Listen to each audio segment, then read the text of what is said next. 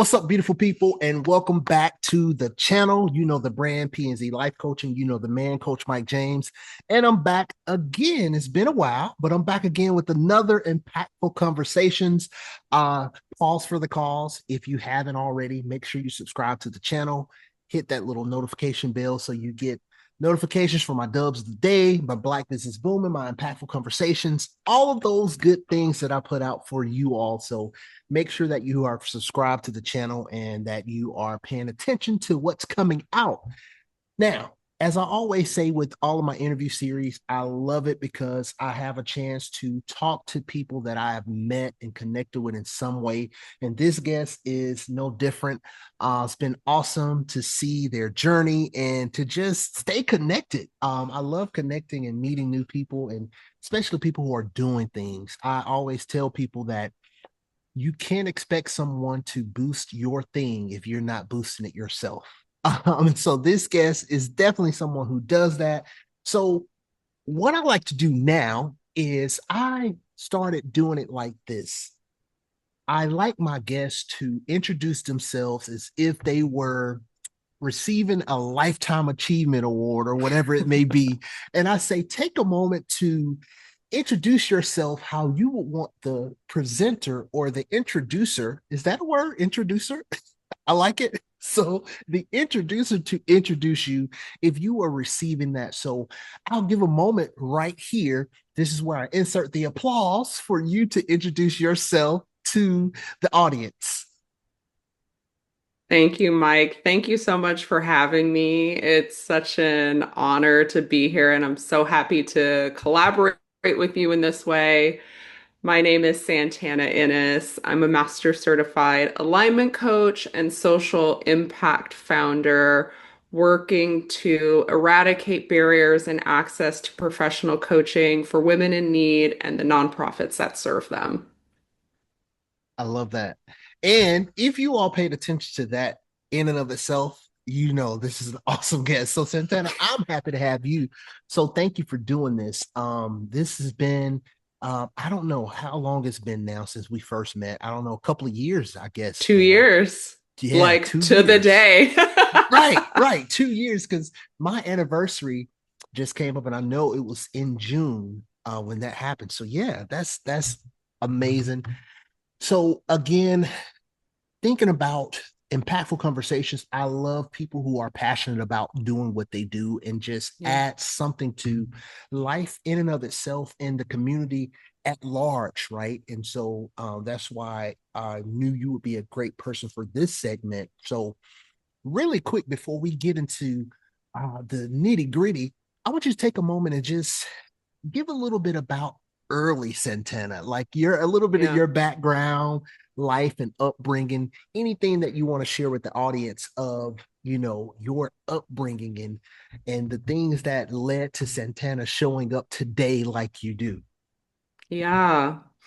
It's a beautiful question. I think the best place to start the story is at the beginning. So for me, part of that story, I grew up in Southeast San Diego.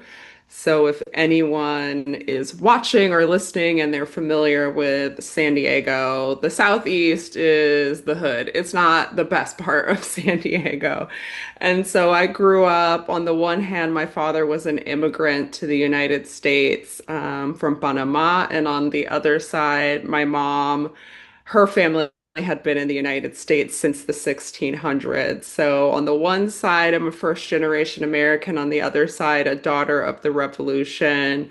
Growing up in a tough environment, experiencing a lot of poverty, generational trauma and harm, and really starting my life out in sort of this like tale of two worlds. I would go to school in the 1990s America and then come home to something that felt a bit more akin to like 1940s in a developing country because the culture that was in my house was just so different than the culture that was around me in schools. But I was lucky enough to attend a really special magnet school that brought kids together from all across San Diego County called the San Diego School of Creative and Performing Arts. And so arts were a big part of my life, but also having access to just different ideas, ways of being,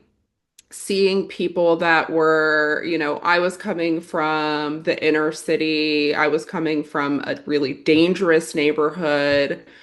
I was coming from a position of poverty and then going to school with kids from like La Jolla and these places that are not at all impoverished. And so that was such a pivotal and important part of my upbringing because not only did I get access to the arts, which are an incredible outlet for folks no matter what they're going through, but I also was exposed to a lot of different ideas, socioeconomic backgrounds, et cetera, at the same time. And I think that for me, this was a springboard to start imagining life in a way that was different than the life that I was seeing in my own community. So that's a little bit about the beginning. I wonder how that resonates, if you were hoping for more detail or No, that was good. I mean, because honestly, I asked that question because people see the finished product or the work in yeah, progress and they don't know yeah, where it came from, right? So they may see yeah, Santana where you are, right? And if you want to share, you can, but where you are now, and they don't know Santana like, San Diego. This is where I started. And just even yeah, you sharing about your background, on one hand, first generation American, on the other hand, a few centuries there and a daughter yeah, of a revolution. So that in and of itself, that's what I look for in that question. It's like the kind of the first fruits of what yeah, makes you you. So I love that. yeah, And it kind of goes into that next question too, because you mentioned that almost like culture shift of your background, but then going to school and going to a magnet school with a lot of people from a totally different background.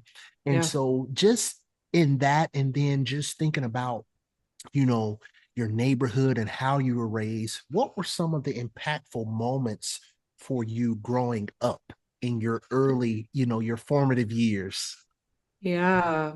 Yeah, beautiful question. And that totally resonates. I mean, people see the finished product and being a multiracial person, right? My father's Afro-Latino, my mom is white. And so people tend to look at me and see whatever they want to see. They can't necessarily tell that I'm black. I look a little spicy, a little extra. And so no matter where I go in the world, I go to Morocco, they think I'm from Morocco. I go to India, they think I'm Indian. I go to Latin America, they think I'm Latin America. I inhabit a body where people see what they want to see when they look at me. And so taking a moment to pause and reflect on like, but what is my actual story and like where do I come from? I think in a professional sphere, people see, oh, she went to Columbia. Oh, she went to Northwestern. Oh, she got this job title. She did these things. And like, I love that journey for me, but also there's this whole big part of my background that people don't, they're not privy to. And I think it's important to tell these stories because of the little girls like me that are still growing up in the hood. They need to see Mm-hmm. other people living different examples. And so, to answer your question, I think one of the most impactful moments for me um, were definitely in school and in my education. I mean, again, I was growing up in a really complicated dynamic at home, right? I had my father was born in the 30s.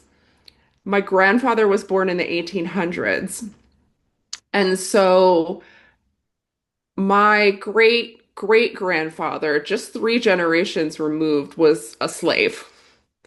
So the generational shit, sorry, I don't know if we can No, curse here, no, but the no. Let me say generational this. shit. Let me say this, Santana. In this space, language is language, and it's so funny because when Okay. people Santana, people will say, like, excuse my French. I say, no, it's English. I hear It's you just fine. English. So It's this your English. language. So just to let you know, yeah, Yeah. absolutely. So this generational shit that my father was carrying and like how that showed up, like I was dealing with a lot and didn't have a lot of emotional resources as a child. And so that propensity for people to see a little girl of color who's kind of acting out. I think a lot of my teachers from elementary school, if they're still living, middle school, high school, they would be very surprised to learn that I graduated cum laude from Columbia University. Like that is not the trajectory that they saw for me. Mm, And so those most impactful moments were whenever an educator was able to see through all of the pain, the acting out, the hyperactivity, the energy, the inability to regulate my own emotions. I was bouncing off the walls. I was talking back. I was difficult. And so there were a few. My fourth grade teacher, I'm assuming she's not still with us, but if she is, Lorna Davies, my sixth grade teacher, Mrs. McNally, and my guidance counselor, Janice Davis Winston, who unfortunately passed during the COVID pandemic. These were three women who saw through what was going on and coming out of my home life and advocated for me and said, "Oh no, I see in you this really bright child with potential. And I want to support and nurture that because I don't know what the hell is going on at home, but it can't be good." And mm, so those moments of someone being able to see beyond a lot of prejudice that other people, other teachers, aside from those three, most other teachers that I came across before I was 16, I would say, had a really hard time with me in their classroom. And so I cannot tell you how different it hits when there's a long line of people calling you difficult, not the joy to have in class, really advocating against you, and then to have someone say, "No, I see you. I see mm, you. I'm here for you. I'm going to advocate for you. I want to support you." And so those were some of the most impactful moments for me. And I know in my bones that they changed the trajectory of my life. mm.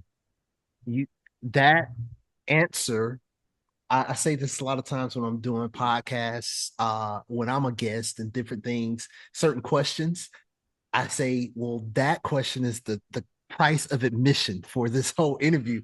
That Yeah, answer, Santana, is the price. It covers the price of admission plus of the whole conversation right here because you hit yeah, the nail on the head of so many reasons why I do this. Going back to what you said about the example for another little girl to see this and say, yeah, wow, there is a chance. Oh, she's from San Diego. Like, or some other girl in some other any other hood across America, right? Or tough yeah, neighborhood, they could say, yeah, "Wow, wait, she went to where? She did Northwest a magnet school." So that's number one, right? One of the other things that you hit on, and you talked about those different people, the educators in your life that really stood out. And that's another thing that I like too in those impactful things growing up, because one of my middle school homeroom teachers, Miss Murphy, and still looks as good as she did when I had her all those years ago. We connected and she gave us Murphy's Law. And she would say, Murphy's Law, you are somebody. Today you are great. Tomorrow you will be greater because Miss Murphy said so. And we would repeat that every day. And somewhere a few years back, that came back into my memory. And I started using it, putting it in my blogs and my videos. And I reached out one day. I put it on Facebook. I said, does anybody know if Miss Murphy is still alive? And if she's here, I was able to connect. and sat, took a picture, wrote another blog about it. And so things like that you remember. So that's another reason why I have Yeah. this, because again, people don't see that journey. And the Yeah. last part, what you said, is the trajectory. People assume that, okay, you're like this, you're headed in two places, jail or Yeah. dead, or you're going to be this or that. And so it gives people an opportunity to see no matter where you are, where your starting point is, the trajectory is a whole lot. I'm going to say luck, because I think it's where opportunity meets preparation, but as Yeah. well, it's choices. It's a lot of things where you have the power to create some things and to do something different than the trauma or the things that you come from, right? And so Yeah. I love that. That's amazing. Now, that's growing up and education, your formative years, and the things that stood out to you.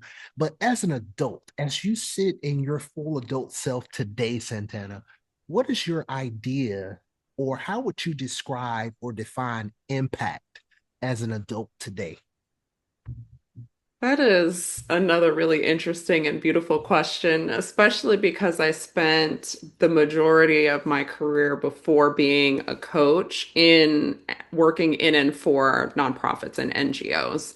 And so, in that context, there's always the question of what is impact? How do we track it? How do we measure it? And how do we communicate it so that we can validate this to our funders, get more funding, et cetera, et cetera. And it's always this really elusive question, right? Can we quantify it, or can it only be qualified, right? Can it only be these qualitative kind of first person narratives? We know this was impactful because someone said it meant something to them, or do we need to do math and stats and regression analyses and all of those things? And so this like chase for impact, I think that ultimately, though, impact is as impact does. If we Mm, are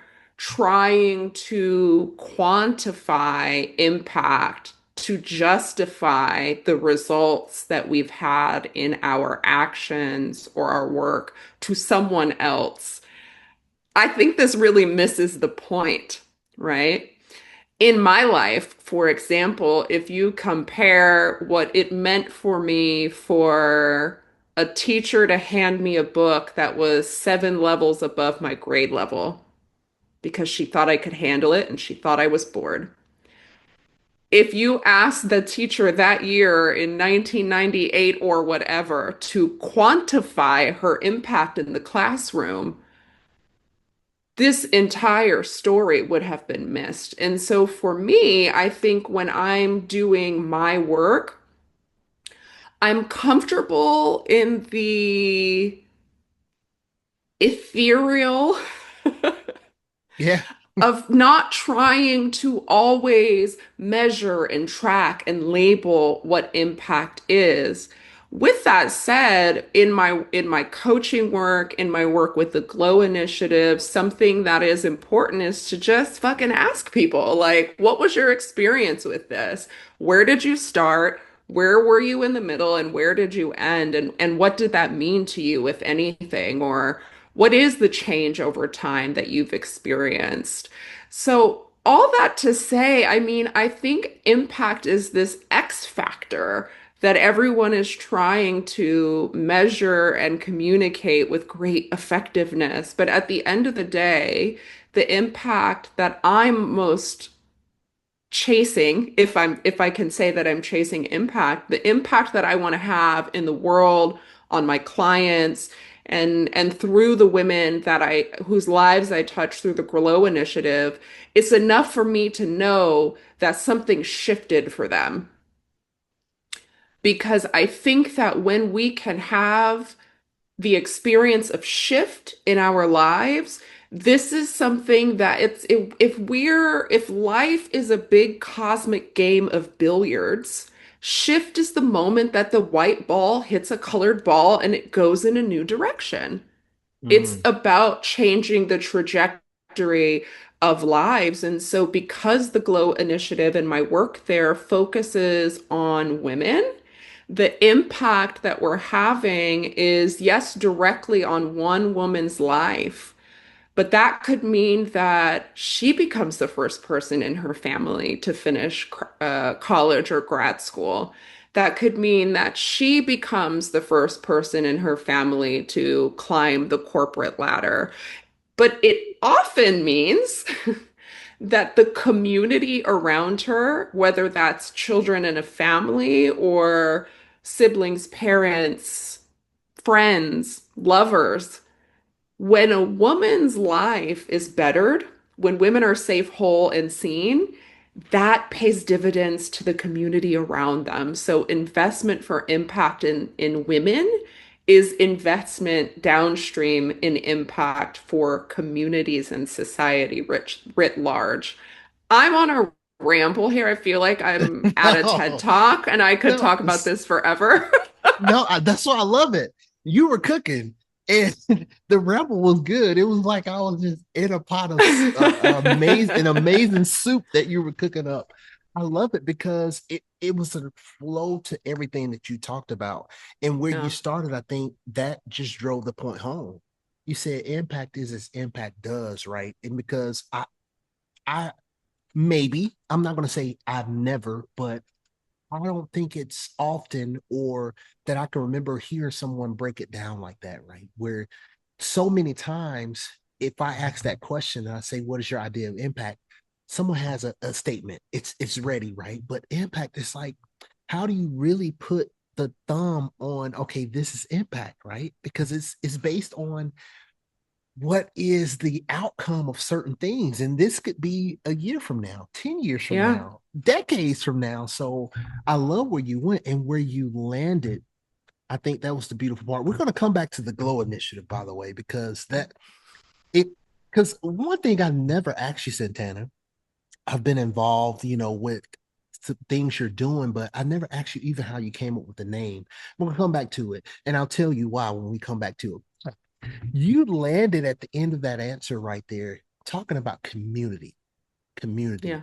and how when a woman is seen, valued, right, respected, how that woman can now affect her community at large. So, in that vein, what does community mean to you?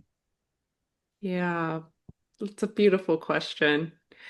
I mean, of course, you can think of it at the like societal level, a community literally being, all the people that live in proximity to each other. Mm-hmm. So I think that's a way that you can look at it.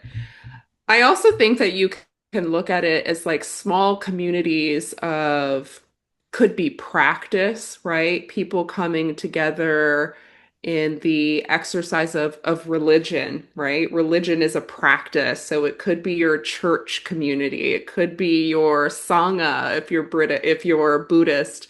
It could also mean the family you choose, right? As we Mm, collect people that are meaningful to us, that touch our hearts as we move through space and time.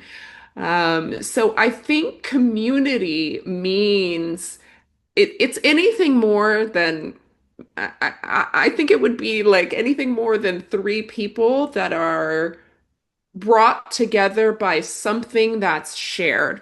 I don't say everything is shared, but something that's shared, mm-hmm, whether that is shared struggle, shared trauma, mm-hmm, shared religion, shared interest, shared. I mean, it's multiple people brought together around something that's shared. I think it's based in I would use the word love, but I think that ultimately it's based around people coming together for around something that's shared, where everybody hopefully is pouring in and taking out. mm-hmm. That's how I would describe community. I like that. I like the word love too, because when I think about it, like a community that I was just talking to someone yesterday, and a community that I miss was the biker community. I rode motorcycles for years until I had a Yep. really bad accident, and it was one of the things where I was like, I had enough fun, so I'm good on that. But I miss that The community because community. it connected me with so many people that Santana, outside of being on those two wheels, I would have never got an opportunity to talk to connect, Yeah. and it's somewhere they became my community and my family. And to this day, Yeah. some I'm still connected with, but many of them I'm like, man, I wonder how this guy that I met, when I rented Harleys out in Vegas is doing. You know what I mean? So I Yeah. love how you said that because love, I think it is part of one of those things. And even, the love or desire to get past the trauma that can connect you Yes. in that community. So I love when you said that. And so that really that resonates with me for sure because I thought about that in the different communities that I'm a part of. It's like, yeah, Yeah. that's it. A common interest or a common Yeah. thing. My parents rode Harleys all around.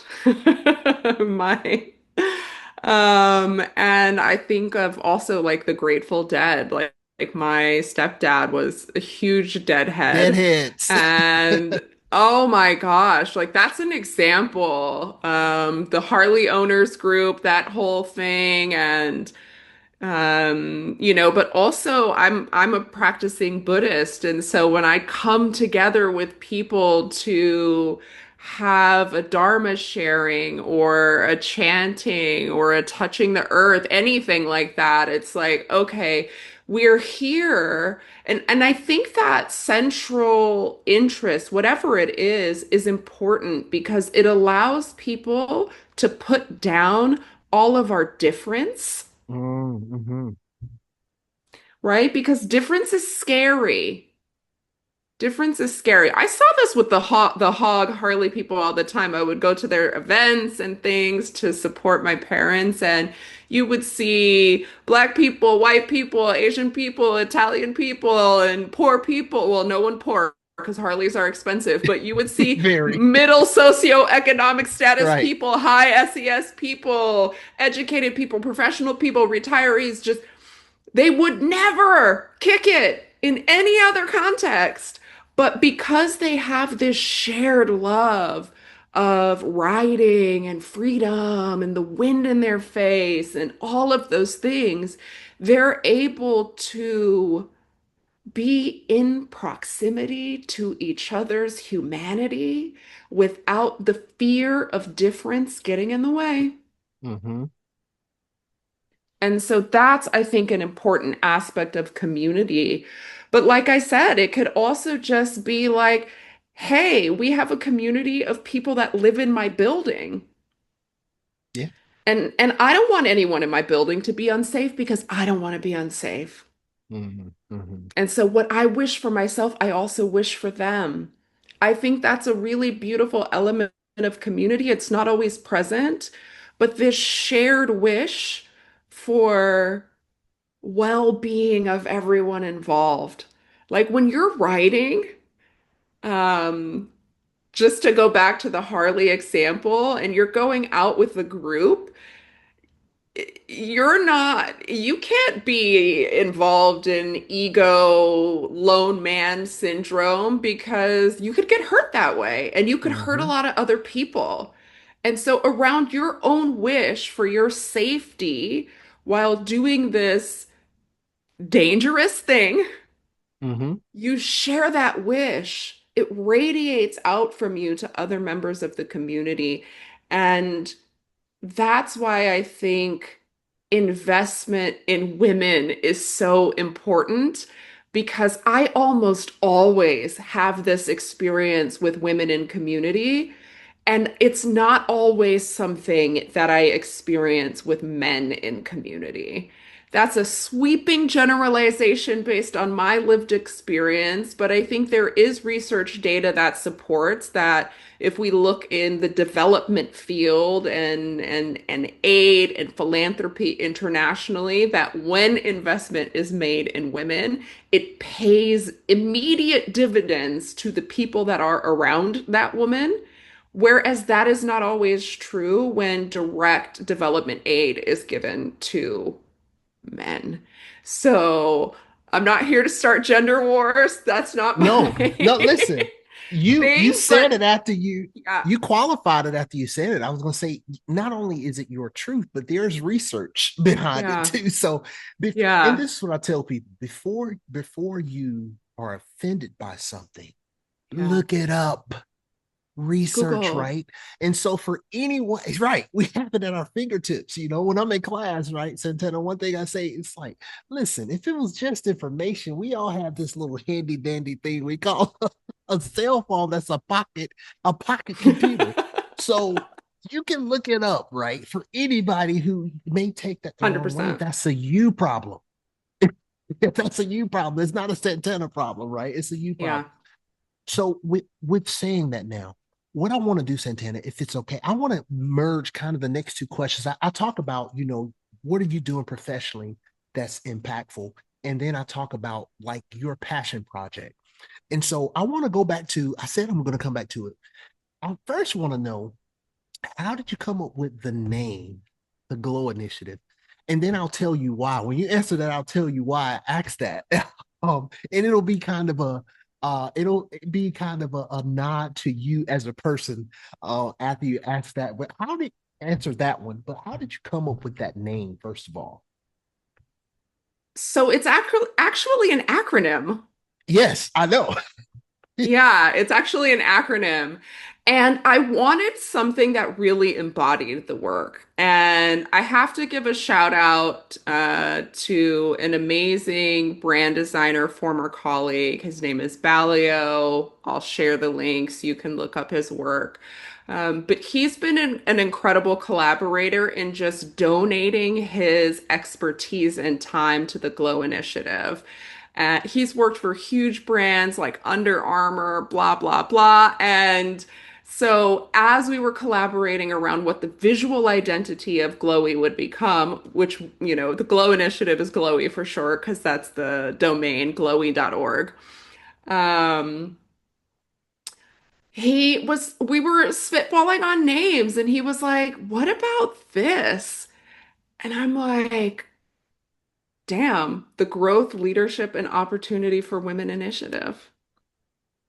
Boom. It just clicked. It just clicked. And the initiative had been running for 2 years already without a name.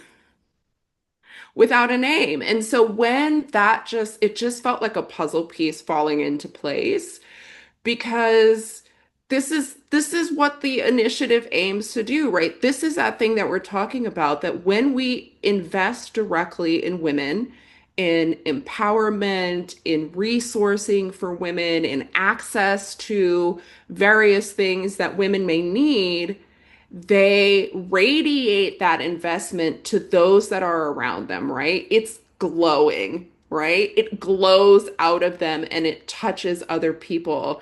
And so when that name came about, the puzzle piece just right into place. And the tagline just flowed out of my brain. We say, "Together we glow brighter." Mm. Because the whole initiative has been a huge collaboration. Yes, it's me. Yes, I'm running it. But I am not the 111 coaches who have donated nearly 1,000 hours of their time Wow. to reach women in need, Mm-hmm. right? I couldn't have done all of that by myself. So this is something that I don't know, it came out of a collaboration session with someone who was, again, contributing to the initiative, but it just fit. Mm-hmm. Well, so now that you said that, thank you. That's my alley oop, my assist. I said that Kobe. because the people, the people who I stay in contact with, they stand out, right? They stand out. I'm, in the classes, it's 25 to 40 on average, and you multiply that times at least two classes a month. You multiply that time, I just hit my 4-year anniversary. That's a lot of people. I don't remember Yeah. half. Every now and again, there's an alumni come in and say, I took you 3 years ago. Oh, hey, nice to see you. Welcome back. Where there's certain people, they stand out. And the reason why I asked you, how did you come up with the name Santana? Because there is a glow about you. right? And even your tagline is awesome. But even in class, in both, both classes and everything you've done since, and just keeping in contact with you and seeing you, right? Because I love seeing from the peripheral what people are doing. It's like, Yeah. yes, I love being a cheerleader because I love to see people, just advance in what they're doing. And so that's why I access it just fits. And like you say, the puzzle piece dropping was huge. I'm like, yes, that name is awesome because there's a glow about you and what you're passionate about. You glow when you are sharing that and talking about it. So that's why I asked because it's like, man, that fits so perfectly for me. So that's why I asked that because it's like Santana, it's perfect because you glow in all that you do in the spaces that you show up in. So that's why I asked that. So now we talked Thank about you. it and you're welcome, your passion project. Now tell the audience exactly what the Glow Initiative is. The Glow Initiative began in a moment of desperation, sitting on, I call it the beige couch moment. I have a beige couch. I wish I didn't have a beige couch, but it's beige. Okay, so I'm sitting on my beige couch, like 1 or 2 days before International Women's Day a couple of years ago, and I was just pondering the fact that after 6 months in the coaching industry, like shit was still real hard for me. It's really difficult to become a coach.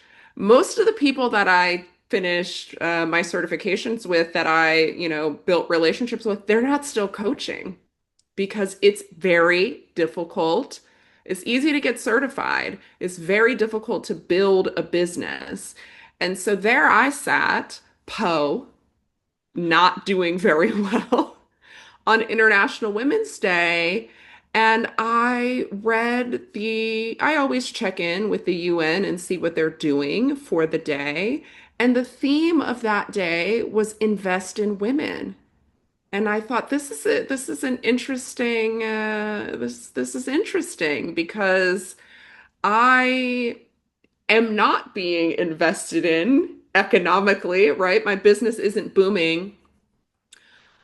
I'm in need. I wish someone would invest in me. But one of my big beliefs in life is that when you are feeling helpless, you should help someone Mm-hmm. because it reminds you that although there is a thing that is making you feel helpless, or maybe you literally are helpless in that particular facet, we all contain multitudes. And there are ways that other people are struggling that I am not, right? And so I just threw up a little post on LinkedIn. I was like, hey, does anybody want free coaching in honor of International Women's Day? I'll give you a couple sessions, help you just for the holiday. And it caught on fire. I wasn't expecting it, honestly, because people had not been paying attention to my LinkedIn posts. Right. And so, it kind of blew up a little bit, and I was getting a lot of messages, and people were sharing it, and I was like, whoa, okay, maybe there's something here. And so, from my background in working with and in and for nonprofits, NGOs, and building programs, I thought, okay, you know what? I could throw a little something together. And I started reaching out to coaches. You were one of them. A lot of them I knew, most of them I didn't. I just did some DM slides. I put a post up. I reached out to some people on WhatsApp, wherever I had connections, and I said, hey, I did this. If I organize everything and make it super easy for you, will you also join me in doing this? I'd say 7 out of 10 people said yes. It was an incredible response. And so boom, it just snowballed. I built a little program, and I built a little program in like 3 days. And we were able that year to raise 220 hours in pro bono coaching for women in need.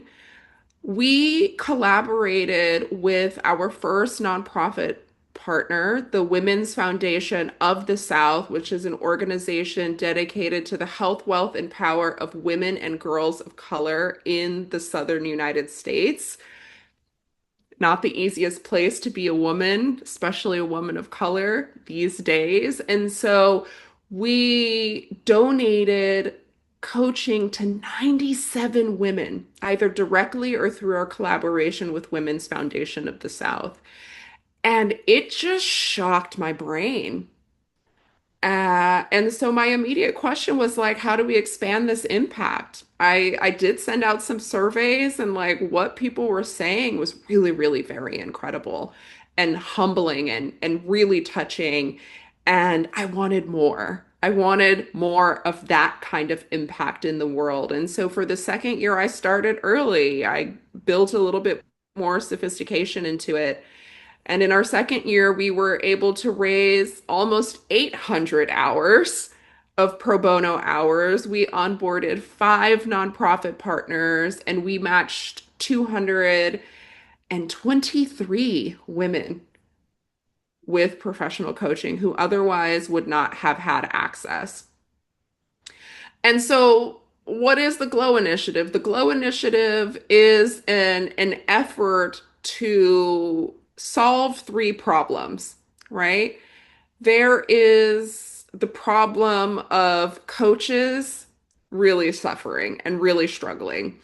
And this is sort of where the GLOW Initiative is going. Where it's been so far is a grassroots, volunteer-led initiative. I have personally volunteered or donated over 2,500 of my own hours to making the GLOW Initiative exist and be successful. And so where we're going is a really exciting evolution because it's moving from an all volunteer model to a hybrid model, which will allow people to continue volunteering because some coaches are making bank and they're doing okay.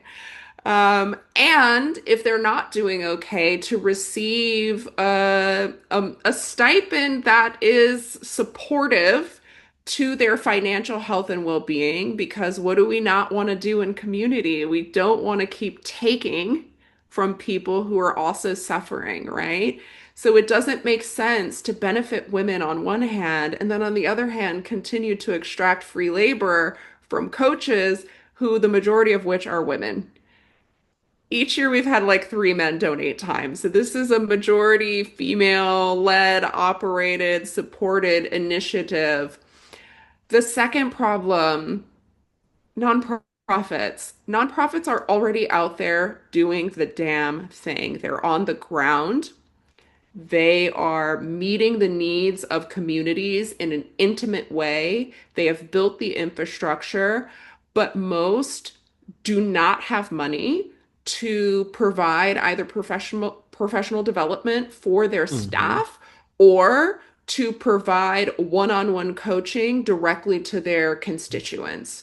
And so I'm building Glowy into a hybrid for-profit, low-profit, nonprofit model so that through fiscal sponsorship, people can donate and have that be tax deductible.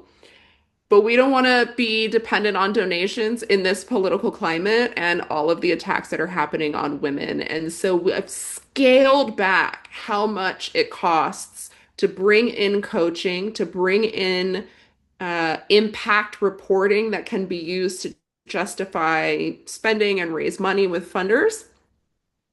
And we've gotten the price so low that a nonprofit, depending on the cohort size they go with, can bring coaching to their staffer constituents for up to 75% less than the average market rate of coaching sessions in North America, inclusive of program management. So that's where the GLOW initiative is going. But at the end of the day, the mission is the same: to eliminate barriers in access to coaching for women in need and the nonprofits who support them. This is where everybody watching, this is where the round of applause happens. Santana, oh, it just, I was just being, it's just like this conversation is just like so feeling for me. It's feeling, right? because I'm so excited to hear the progression too, and to know that I was just a slight part of that. It Yes. just does my heart so much joy, and even this right here, I want to make sure that we take some time to talk about Glowy. I just because where it's going, I think it's times like this and movements like this where I can literally look you in the eyes and say, I think it's going to be beyond even what you are thinking or can imagine Your because lips to God's of ears. yes, absolutely. Because it's like I tell people when you're doing good and you're making an impact, a positive impact, you keep going. That's when the universe will align. My three W's, the universe will align to give you what you want, will, and work for. When you want it, when you will it, and you put in the work, that's when the puzzle pieces start dropping in place. So I'm so excited. You already told us kind of what's next. Last question I have for you, though, whether it's the Glow Initiative or just Santana, you yourself, what's the trajectory now moving forward here from July 2025 when we're recording this to the next sphere of where you're going? What's next for Santana? Yeah. Yeah, I'm really stepping into this identity as founder, right? I think when I became a coach, I never referred to myself as a founder. I referred to myself as like a solo entrepreneur or a small business owner. This is really different though, right? And what I'm being called to bring into the world, I become really intimately aware of what I'm bringing to the table and where I don't have expertise or knowledge.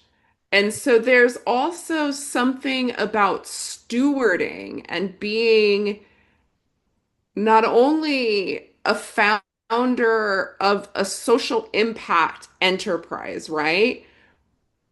I don't believe in scale for scale's sake. I think that's really fucked our planet, right? Mm, And it's completely antithema to the ethos of the Glow Initiative. And so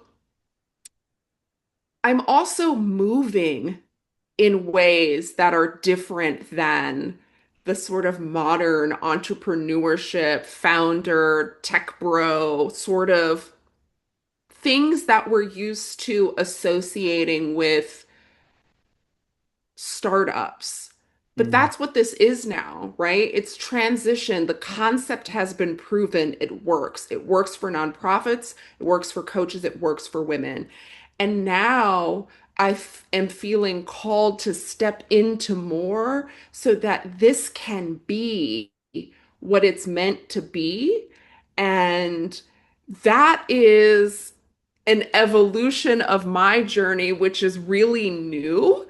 Um, but I mean, I'm here for it. Like, let's go. If I have to learn, if I have to hustle, struggle, whatever. Well, I'm not into the hustle culture thing, working in the rhythms of my body, but like, I don't think I have to be like other founders in order to steward this initiative into the next phase. So I think for me personally, this is a really beautiful professional challenge. I'm bringing a lot from my career in digital strategy and in program management and nonprofit NGO world that is really supporting me. It's the wind in my sails. And also, I'm having to learn how to crowdfund. Having to learn how to crowdfund. I'm having to learn how to build an advisory board and, draft contracts and streamline operations and bring more efficiencies into the ways that coaches are being matched. So there's an element of this journey that is me stepping into, right?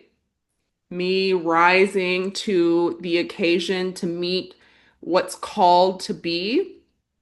But then there's also this really exciting arc for the Glow Initiative and what it's becoming and the potential that it has to continue delivering impact for women. I love it. Look, Santana, I'm just excited and glad to say that I know you when I see you in force. You're like, Santana. So, Santana, thank you so much for everybody watching. I'm gonna have plenty. Santana, just send me everything that you want in description, websites, any kind of references that you want. Everybody, make sure that you look in the description below. I'm challenging you to look in the description below. Make sure you connect with Santana. Santana, thank you so much for taking time out of your day to have this impactful conversation with me. We are on two totally different time zones and all of We that. are. So I'm glad we connected. We had a reschedule. I'm so glad we could do this. And I just appreciate you for taking the time to do this with me. And Thank you. just from my mouth to your ears, I'm so proud of you. And of Thank course, you. again, continue to let me know how I could support your mission. And I'm just so honored to have this space and to share my space with all the amazing things you're doing and to see where you're going because I know it's going to be great. So thank you so much, Santana. Thank you so much for opening your platform to me and the Glow Initiative. Thank you for volunteering 2 years in a row and bringing your light to some of the women that we've supported. Thank you. Very welcome. Very welcome. Thank you to everybody that's tuned in to another Impactful Conversations. Feel free to drop your favorite part of this conversation, this interview, and also share it. Share it with someone. Share it with someone who you think could use and to learn more about the Glow Initiative and everything that you've heard here. Don't forget to reach out and connect to Santana, and we appreciate all of you. Again, make sure you subscribe, hit that notification bell, and we'll see y'all next time on another impactful conversations. Peace.